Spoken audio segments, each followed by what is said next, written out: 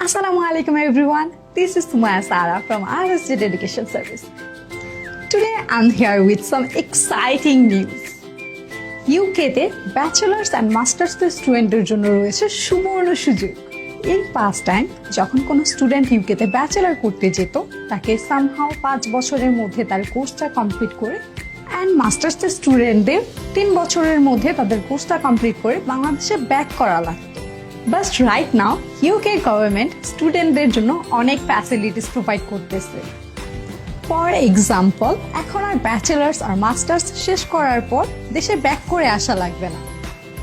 যে কোনো স্টুডেন্ট এখন তার স্টাডি কমপ্লিট করার পর খুব ইজিলি পাচ্ছে PSW. Post study work permit একজন স্টুডেন্ট পাচ্ছে 2 বছর ফুল টাইম কাজ করার সুযোগ।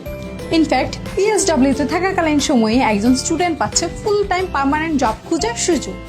মোস্ট এক্সাইটিং নিউজ হলো এখন স্টুডেন্টরা চাইলেই তাদের স্টাডিটা কমপ্লিট করার পর যে কোনো ভিসাতে সুইচ করতে পারবে, such as self sponsorship visa.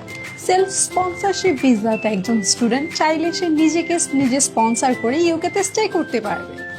এছাড়াও ইন পাস্ট টাইমস যখন একটা স্টুডেন্ট তার স্টাডি কমপ্লিট করে তার ভিসাটা এক্সটেন্ড করতে চাইতো, সেজন্য তাকে একটা huge amount bank statement show করা লাগতো।